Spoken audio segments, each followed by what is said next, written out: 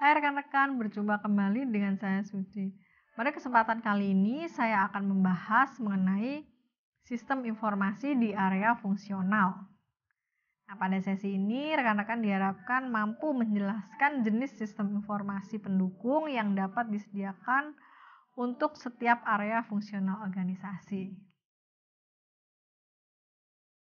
Jadi setiap departemen ataupun area fungsional dalam suatu organisasi memiliki kumpulan program aplikasi atau sistem informasinya sendiri.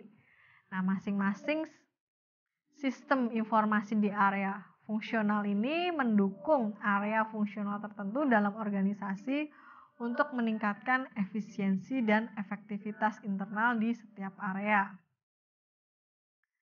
Nah, sebagai contoh kita bisa melihat gambaran berikut ya, di mana di sini kita bisa melihat gambaran bagaimana proses transaksi ya dalam pengelolaan data. Nah, kita bisa melihat transaction processing system di sini mulai dari bagaimana data tersebut di-scan ya, kemudian informasinya masuk ke dalam sistem ya, transaction processing system, dan kemudian informasi tersebut digunakan ataupun dikembangkan kembali masuk ke dalam functional area information system ataupun decision support system, business intelligence maupun expert system.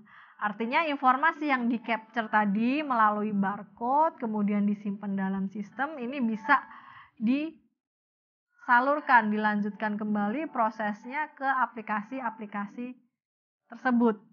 Nah, sehingga nantinya dari transaction processing system ini juga memberikan output berupa detail report ataupun berupa invoice yang bisa diberikan kepada pelanggan. Oke, nah selanjutnya kita bisa melihat gambaran dari sistem fungsional ya, sistem informasi di area fungsional, di mana kita bisa melihat ada dari sisi strategis, tactical dan operasional ya. Di bagian accounting itu disupport dengan sistemnya masing-masing yang berkaitan dengan proses di sisi operasional, technical ataupun strategis ya. Jadi kita bisa melihat gambaran contoh aplikasinya, kemudian area strategisnya apakah untuk kebutuhan strategis, kemudian untuk kebutuhan secara teknisnya maupun operasionalnya ya.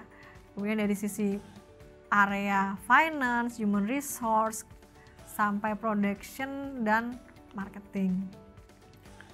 Nah, jadi penting untuk dicatat bahwa sistem dalam organisasi ini tidak harus dimiliki oleh organisasi itu sendiri ya. Jadi sebaliknya organisasi dapat menerapkan sistem informasi yang sangat produktif yang dimiliki oleh vendor eksternal.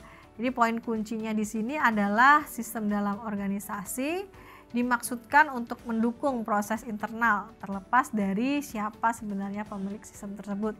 Jadi tidak harus di dalam sebuah organisasi atau perusahaan itu dia mengembangkan sistem informasi sendiri ya. Bisa jadi dia menggunakan pihak ketiga ya atau vendor untuk membeli sistem informasi yang ditawarkan ya, yang sekiranya sesuai dengan proses bisnis yang ada di organisasinya ataupun fungsi-fungsi di dalam organisasinya. Nah, demikian yang dapat saya sampaikan pada sesi kali ini. Terima kasih dan selamat belajar.